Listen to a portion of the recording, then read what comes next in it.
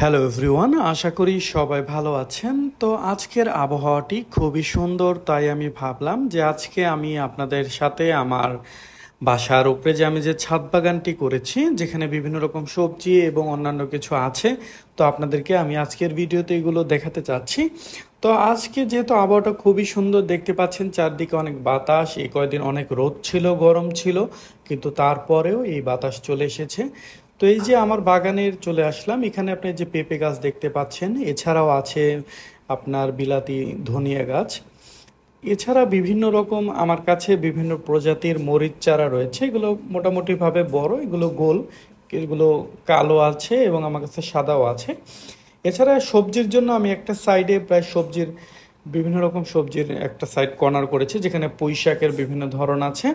এবং এখানে আমি পাশাপাশি লেবুর চারা বুনেছি, যেখানে আপনার উন্নত মানের লেবু, এগুলো প্রতিবারই ফলন হয়, যা একটা সংসারের জন্য মোটামুটি চলে। এগুলো আমি চেষ্টা করি আমার হাতের তৈরি জিনিসগুলো খাওয়ার জন্য, বাজার থেকে একটু কম কেনার জন্য। তো এই যে মরিচ চারাগুলো আপনারা দেখতে পাচ্ছেন, এগুলো মোটামুটি সাদা মরিচ। এছাড়াও পাশাপাশি বিভিন্ন ফুল বা অন্যান্য পাতাবাহার যে গাছগুলো আছে, এগুলো আমি মোটামুটি চেষ্টা করেছি আমার ছাদ বাগানে রাখার জন্য। যে আপনারা দেখতে পাচ্ছেন এই যে পাতাবাহার সুন্দর গাছগুলো,